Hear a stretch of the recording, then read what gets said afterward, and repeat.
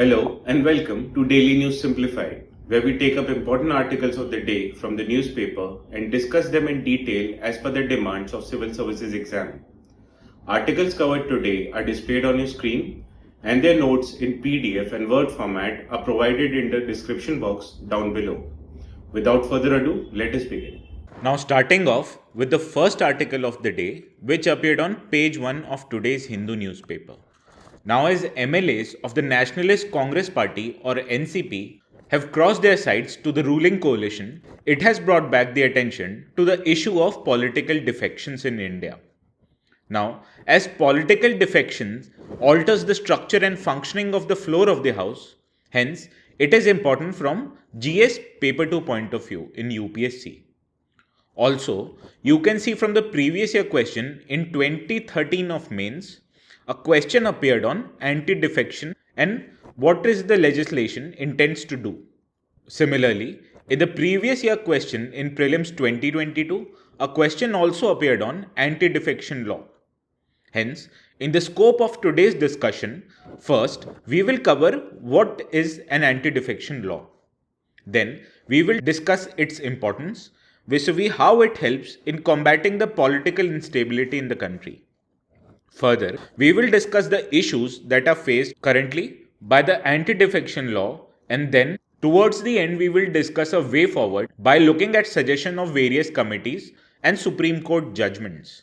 Hence, let us start off with what is an anti-defection law. Now, political defection is when a member of one political party crosses to another political party and hence attaches his allegiance to that new outfit. Now, to combat this issue of political defection, 52nd Amendment Act was brought in, which introduced the 10th schedule in the Constitution of India, and it provided for disqualification of members in case of political defection.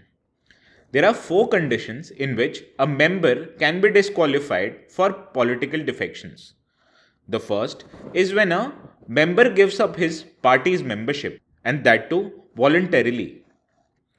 The second condition is when a member decides to act against the political party's whip. In case he decides to vote against the whip or abstain from the vote, this act will make him eligible for disqualification under this act. Further, if an independent member joins a party after his election to an house, he will further be disqualified. Also, this act provides for disqualification of a nominated member in case he decides to join a political party after 6 months of his appointment to the house. However, this act also provides for certain exceptions. The first is in case of speaker. In case the speaker decides to resign after his election to the office of speaker, he is not liable for disqualification under anti-defection law. Further, anti-defection law also exempts merger of a political outfit where 2/3 members decide to merge with another political party. And the decision and rule-making authority in case of anti-defection law is the speaker or the presiding member of the house. Now, what is the importance of anti-defection law? Let us discuss in the next slide. The first importance that the anti-defection law offers is that it provides stability to the government of the day, as it prevents the members of political party to shift their political allegiance. Hence, it provides stability to the government. The second importance is that it ensures the loyalty of members to their political parties. It ensures that candidates who are elected with a party support and on the basis of party manifestos, they remain loyal to the political parties itself. Further, it facilitates the democratic realignment in the legislature by providing the merger of 2/3 of members with another political party. Also, it helps reduce the corruption at political level as well as prevents non-developmental expenditures which are incurred in a process of irregular election, which may happen if the members decide to defect from one political outfit to another. Also, it prevents breach of trust of people which can happen in case members try to defect from one political outfit to another. Now that we have discussed the importance of anti-defection law, let us take a look at issues that surround anti-defection law. The first issue is associated with the idea of anti-defection because of multiple reasons. The first reason is that anti-defection restricts the freedom of speech and expression of members of legislatures because there is no freedom to oppose any acts, policies, or leadership in the party, and this law equates dissent with defection. Further, it reduces the accountability of representatives in the legislatures. Also, it does not enable the legislatures to represent the will of their constituents because the legislator is restricted from voting in line with his conscience, judgment, and interest of his electorate. Rather, he has to follow the party's whip. The second issue pertains with the anti-defection law itself because of multiple reasons. The first reason is because of the term voluntarily giving up the membership, as this term is subjective in nature, hence open to varied interpretation by the judiciary. Further, there is no liability of political parties who entice legislators of rival parties and enable them to switch their loyalties. Further, there is a problem with merger provision as it provides exemption which is based on number of members rather than the reason behind defection. Further, the issue is also associated with the power of presiding officer of the House because this power is both wide and absolute in nature, and hence there are concerns regarding impartiality. Further, the presiding officer may not have the legal knowledge and expertise to look upon and perform such acts. Further, the anti-defection law is unable to curb the political instability, as the recent example of Maharashtra can be cited in this regard. Further, the law focuses exclusively on voluntary defection and is silent about expulsion from the party itself because expulsion does not attract disqualification. Once a member is expelled, such a member would then become an independent member in the House who has an option to join another party, and hence it provides a possible loophole for exploitation of this schedule. Also, this law is applicable only to pre-poll alliances, and we have seen instability in case of post-poll alliances, such as in Maharashtra. Further, this act does not provide a clear time frame for the speaker to decide upon the disqualification of a member. And both Kihoto Holohan and Rajendra Prasad cases of Supreme Court has highlighted this issue and has instead suggested that this decision should be made in a reasonable time frame. Hence, we can see that the anti-defection law has not been successful in checking defection in political parties.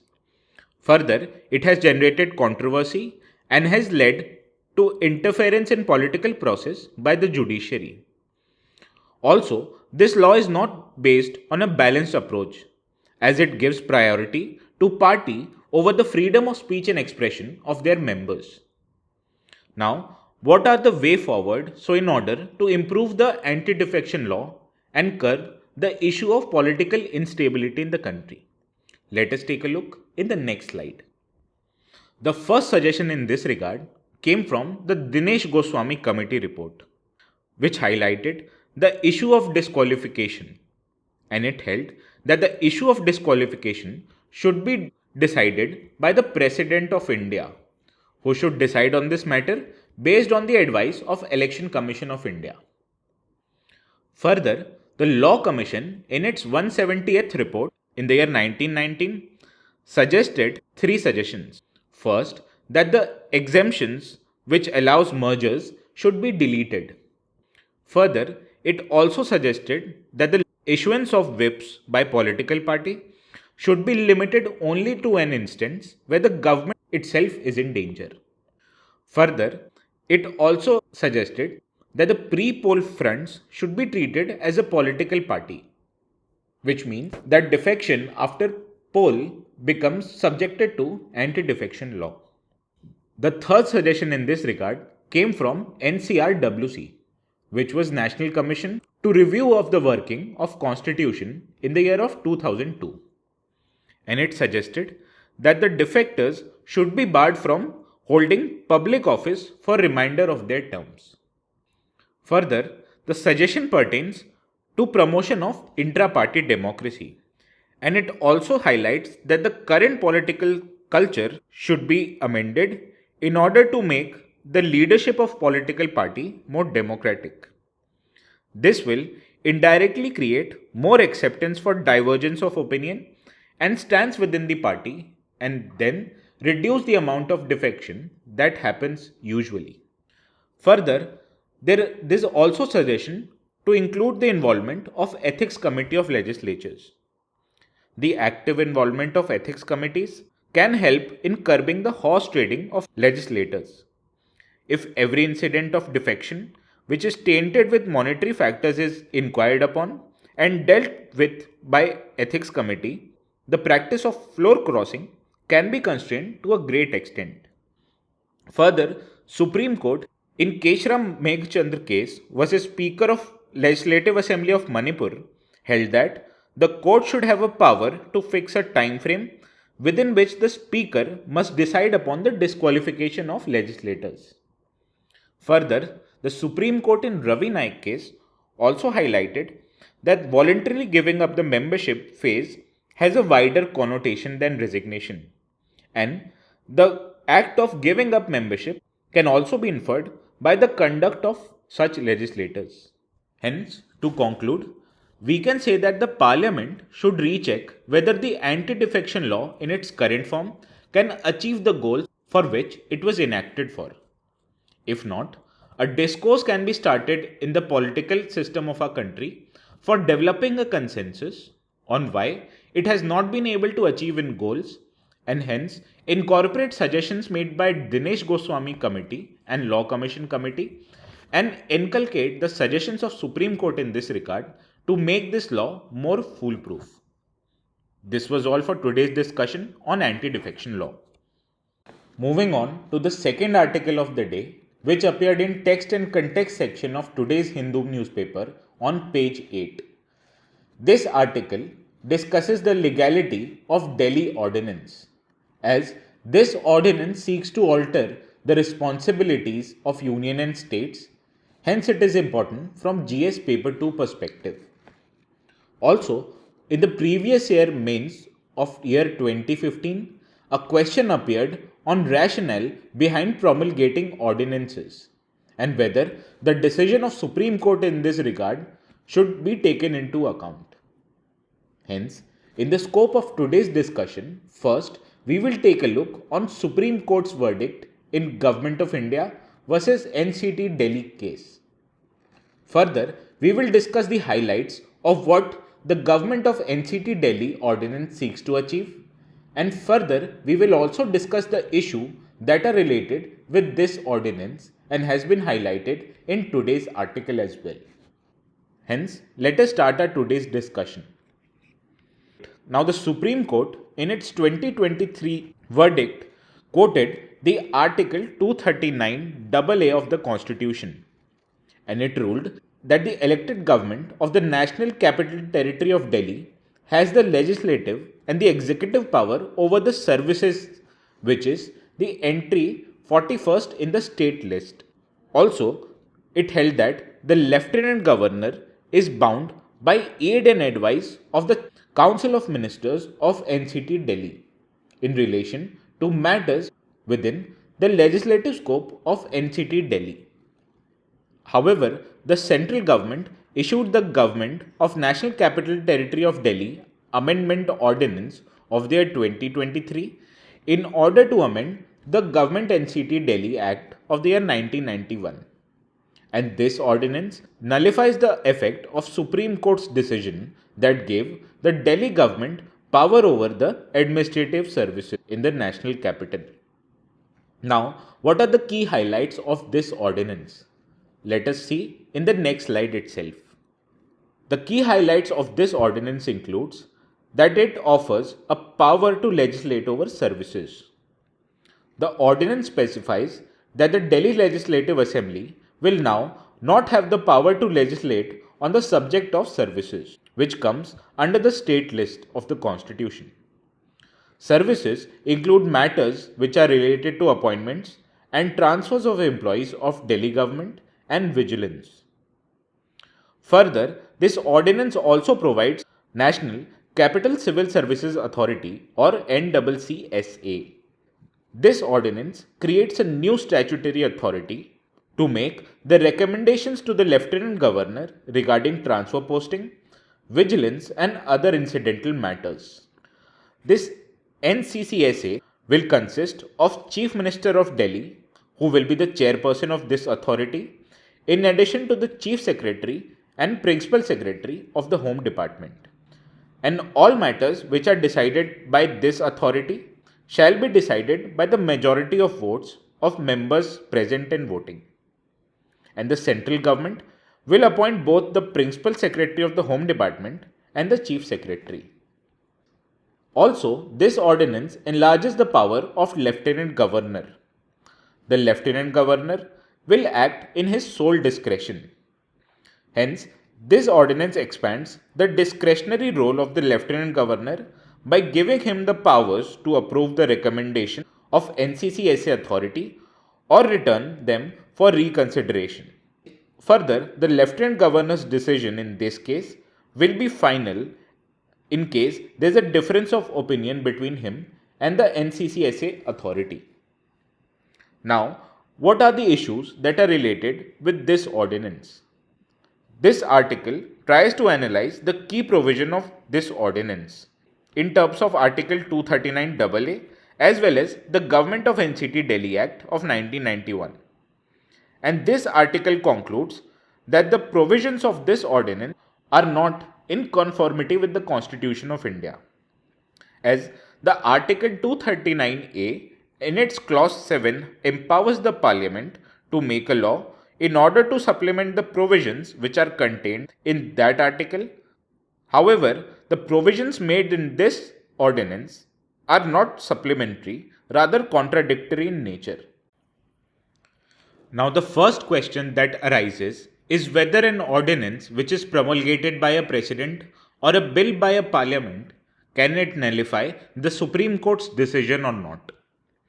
As we can see that this ordinance has introduced the section 3A which nullifies the Supreme Court judgments, and it clearly indicates that the State Legislative Assembly of Delhi does not have the power to make any law with a matter of entry 41, which means the services. However, the Supreme Court in large number of cases has held that the Parliament does not possess any judicial powers, and hence it cannot negate the decision of the court without changing the basis of this decision. And as we can see, the ordinance does not furnish any ground for nullifying the Supreme Court's decision. Hence, as per the article, the ordinance is not legally sustainable.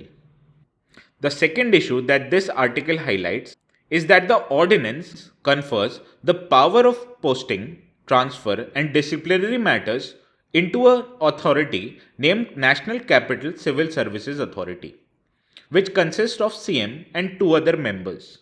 Now, all decisions will be taken by 2 officers. Hence, if Chief Secretary and Home Secretary decides to act in one direction, and hence this will mean that the CM's vote will hold no value. Thus, a statutory body wherein all decisions will be taken by bureaucrats and the opinion of CM can be ignored holds no value in a democratic political setup. And this provision is in contrast with Article 239 AA of the Constitution, which confers the power on the Council of Ministers, which is headed by the Chief Minister, to deal with all administrative matters related to governance of Union Territory of Delhi.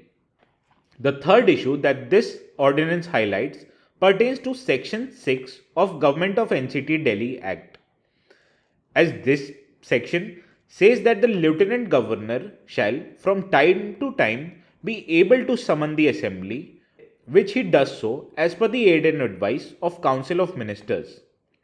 Hence, the Lieutenant Governor cannot decide to summon the House on his own opinion. Further, it is the Chief Minister and his ministers who collectively make a decision to summon the House. Therefore, giving wide and discretionary power to the Lieutenant Governor would mean that his opinion rather than the Council of Ministers' opinion would prevail in case there is a difference of opinion between the two. And this goes against the democratic political setup of our constitution. Hence, to conclude, we can say that the Parliament has not been given any power by the Article 239AA of the Constitution to make law conferring the powers of Lieutenant Governor with respect to administration of territory of Delhi. Similarly, it does not empower the President either to make a law conferring the power on bureaucrats to review the decisions of Cabinet or Council of Ministers, or to make policy in terms of posting, transfer and disciplinary action. Now moving on to the next article of the day, which appeared on page 6 of today's Hindu newspaper. This editorial in the Hindu newspaper reports that only about 75% of the household are likely to have a water connection by March of 2024. And this is because of several factors, including the pandemic, which slowed down the operations, and the Russia-Ukraine war, which caused a shortage in raw materials for manufacturing of metal pipes. Now, Jal Jeevan Mission is important from GS Paper 2 perspective because it intends to provide functional tap water connection for vulnerable sections. Hence, it acts as a welfare scheme for the vulnerable section of the population. Also, in the mains of the year 2019, a question appeared on performance of welfare schemes and their non-effectiveness due to lack of awareness and active involvement at all stages. Hence, in the scope of today's discussion, first we will discuss about what is a Jal Jeevan Mission. Then we will discuss the need of such missions, followed by which we will discuss the salient feature, performance and the reforms that were taken in order to make a Jal Jeevan Mission successful. Further, we will also discuss the challenges that this mission faces before reaching to an appropriate conclusion. Hence, let us start off with what is a Jal Jeevan Mission. Now, Jal Jeevan Mission was envisaged to provide safe and adequate drinking water of 55 liters per day for an individual through a functional tap water connection, and it was aimed that this connection will be provided to all households in rural areas by the year 2024. This program will also implement source sustainability measures such as recharge and reuse through grey water management, water conservation, and rainwater harvesting. This mission will be based on a community approach to water and will include extensive information, education, and communication campaign as a key component for this mission. Further, this mission aims to create a Jan Andolan for water, thereby making it an everyone's priority. This scheme was launched in the year of 2019 and it comes under the Department of Drinking Water and Sanitation of Ministry of Jal Shakti. Further, this mission adopts the principle of equity and inclusion. That is, it ensures that no one is left out from getting a tap water connection and regular water supply in the village, especially the weaker and marginalized sections. The fund sharing pattern of this mission between center and state government is that of 90:10 for Himalayan and northeastern states, whereas for other states it is 50-50. While it is 100% in case of union territories. Now that we have discussed about Jal Jeevan Mission, let us take a look so as to why this mission was needed in the first place. Now, the first reason so as to why this mission was needed is because India had a large uncovered population which did not have an access to pipe water connection. In urban areas, 40.9% of the households have piped water connection, whereas around 50% of rural households and 28% of urban households are without access to an improved source of drinking water throughout the year. The second reason is that there exists a water scarcity. According to Niti Aayog, currently about 600 million Indians face high to extreme water stress and about 2 lakh people die every year due to inadequate access to safe waters. Also, the number of water bodies is declining rapidly.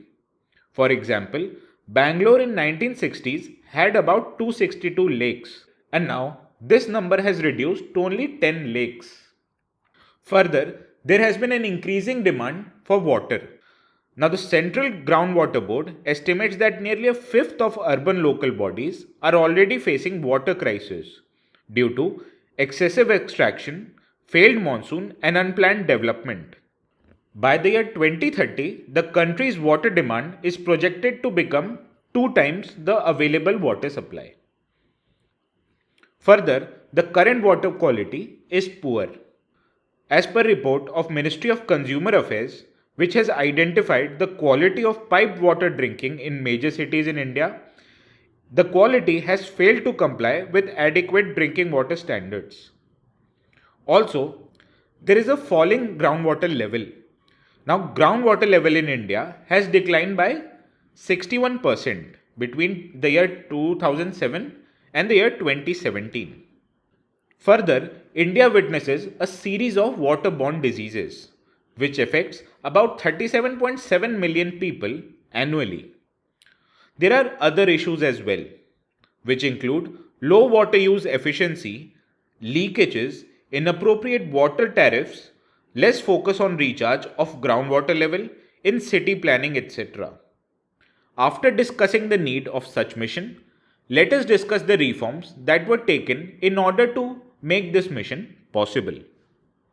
The first reform that was taken was that to shift the focus of water supply from habitation to households. So far, the drinking water supply was provided at a habitation level. However, under the Jal Jeevan Mission, the provision of tap water is being made for every rural home. Also, this mission focuses on service delivery and functionality. As under this mission, the focus has shifted to the assured supply of potable water to every home rather than mere creation of water supply infrastructure. Also, this mission envisages community and ownership to ensure the long-term sustainability of water supply. To ensure transparency and giving back the power to people, the water supply work is being taken up as per the demand and needs of the local community. A water supply scheme is planned and implemented following a decentralized, demand-driven and community-managed approach. Also, this mission provides for a central role for women and weaker sections in managing the water supply. As minimum of 50% members of village water and sanitation committees are to be women, and these committees will also include a proportionate representation of weaker sections of society. Further, this scheme focuses specially on children, as the mission offers piped water supply in schools, Anganwadi centers, and ashram shalas. Also, the mission offers potable drinking water in quality affected habitations, as infants and children are more susceptible to waterborne diseases. Hence, under the Jal Jeevan Mission, the provision for water supply in schools and Anganwadi centers has been made a priority. Further, this scheme offers surveillance of water quality by community. An enlightened citizenry is necessary for assured service delivery. And keeping this in view, at least 5 persons in every villages, preferably women, are to be trained in using field test kits for testing the water quality at village level itself. Also, this scheme offers convergence for long-term drinking water security, as every village will prepare a village action plan which will focus on drinking water sources, water supply systems, grey water reuse, and operation and maintenance of this system for long-term and regular water supply in every home of every rural village in India. Further, this mission makes water an everyone's business, as Jal Jeevan Mission is implemented in a participatory manner and includes the use of self-help group, NGOs and community-based organization. Thereby, it plays a major role in raising awareness, community mobilization and hand-holding. Further, in the end, this scheme also undertakes certain technological interventions for transparency and accountability, such that it provides a dedicated mobile app which will be developed for use of all stakeholders. Also, this mission includes provision for geotagging of every assets that are created, as well as linkages of tap water connection with Aadhaar card in the name of head of household. Now, after that we have discussed the reforms that were taken, let us discuss the performance of this scheme. Now, despite several disruptions in recent years, primarily due to pandemic and Russia-Ukraine war, states and union territories have made persistent efforts to implement the Jal Jeevan Mission. Now, more than 60% rural household of this country is provided with tap water connection in their homes. Also, 5 states and 3 union territories have reported 100% coverage. Hence, the country is steadily progressing towards covering all the rural households which will have a safe drinking water connection through taps. Further, more than 1.55 lakh villages, that means 25% of total number of villages in India, have reported Har Ghar Jal. That is, every household in these villages has access to clean drinking water through taps at their household premises. And in only about 3 years, more than 8.4 crore households having more than 40 crore people have benefited from this mission. However, despite good performance, this scheme faces several challenges. The first challenge pertains to lack of convergence with other related scheme of water management, such as Atal Bhujal Yojana and National Aquifer Mapping and Management Program. Further, there is an inadequate focus on water quality, because as per an assessment of Department of Water and Sanitation, it has found that as many as 57,000 households in rural areas of 18 states have access to contaminated water. Further, there is lack of in-village infrastructure and lack of capacity of local communities, which has led to poor operation and maintenance of village created infrastructure. Further, due to COVID-19 pandemic and the Russia-Ukraine war, it has caused the mission to slow down considerably, because it impedes access to pipes and civil construction material which are necessary for this mission. Hence, to conclude, we can say that the Jal Jeevan Mission is impacting the society in multiple ways. Regular tap water supply relieves the women and young girls from drudgery of carrying heavy loads of water to meet their daily household needs, while on the other side, the women can utilize the time which is saved from collecting water for income generating activities, or for learning new skills, or for supporting their children's education. This is all for today's discussion on Jal Jeevan Mission. Now moving on to the last article of the day, which appeared on page 9 of today's Hindu newspaper. This article highlights how greedflation affects the prices of consumer goods. Now, controlling the inflation is important for macroeconomic stability of our country.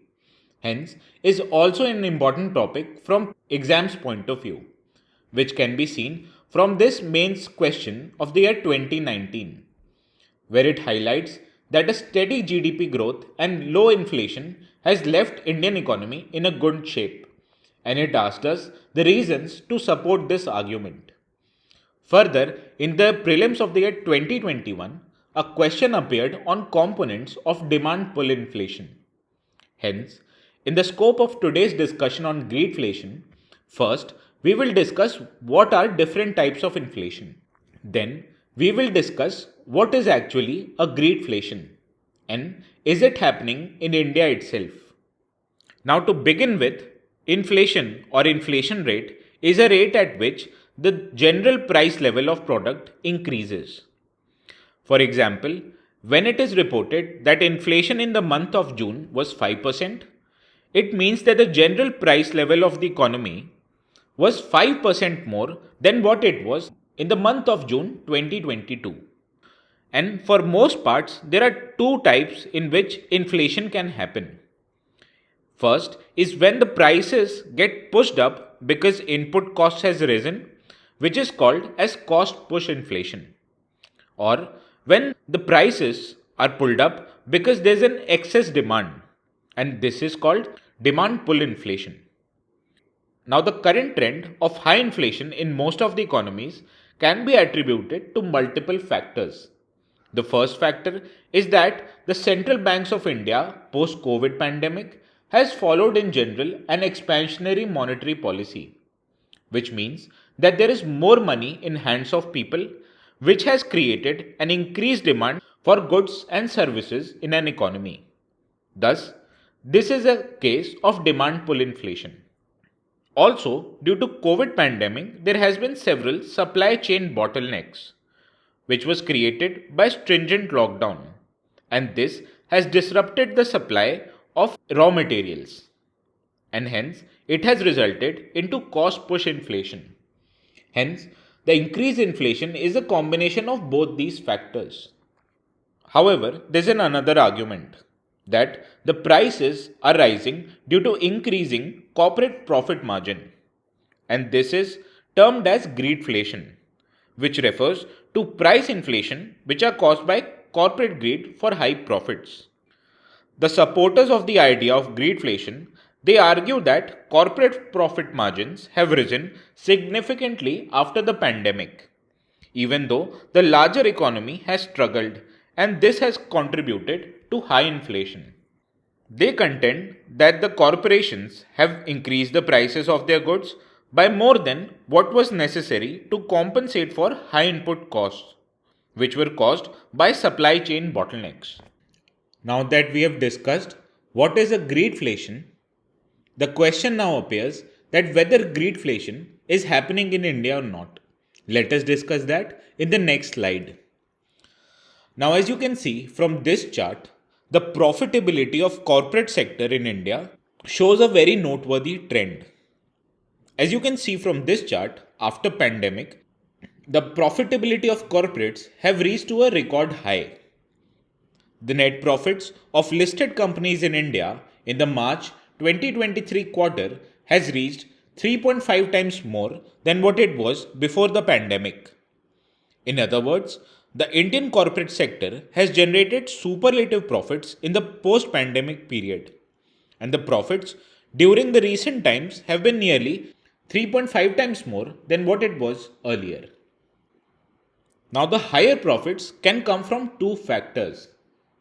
The first is whether the sales have increased or not, or the second factor is whether the profit margins of companies has increased or not. Now, as per the Center of Monitoring of Indian Economy or CMIE, 60% of the growth in net profits can be attributed entirely to increasing profit margins of the company. And the sales accounted for 36% of total net profit, and the rest is due to combination of these two factors. Hence, it is clear that the inflation in India can also be attributed to the factor called greedflation. This is all for today's discussion on greedflation.